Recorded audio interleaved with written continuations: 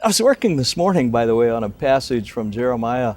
Jeremiah, the great poet, deep in the roots of the Christian story, says, "And they shall be radiant over the goodness of the Lord." And he communicates that God speaking, that God's voice is, "I will bring them comfort instead of sorrow. I will bring them joy instead of mourning." And I've been thinking about this notion of joy a great deal.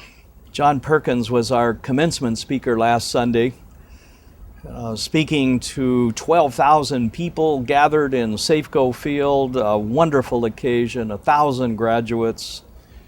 Wonderful speech that he gave. But last week, before the commencement, I called him to ask him if he had any questions about the ceremony, about the arrangements. And I said, "How are you doing, John?"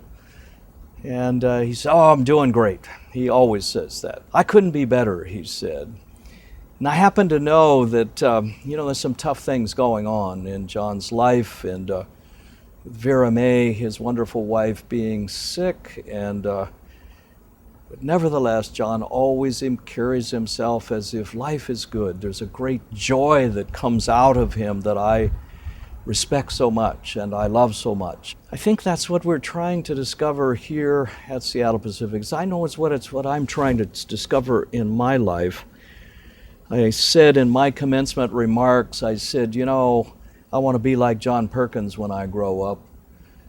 And I mean by that, of course, I'm trying to discover that radiance, that joy out of which he speaks. That's the only way we're going to change the world in the end. I'm convinced of it. I'm trying to learn what that means. I'm trying to learn what it means to educate in that kind of way. How can we give our students that life of joy and that communication of that joy into their lives and into the world? What a challenge, what a wonderful thing we can be doing. If you ask the question, how can a university change the world? In some ways, John's got the answer. Out of the transforming power of the gospel of Jesus Christ, joy comes, and we communicate that joy to others and to the world.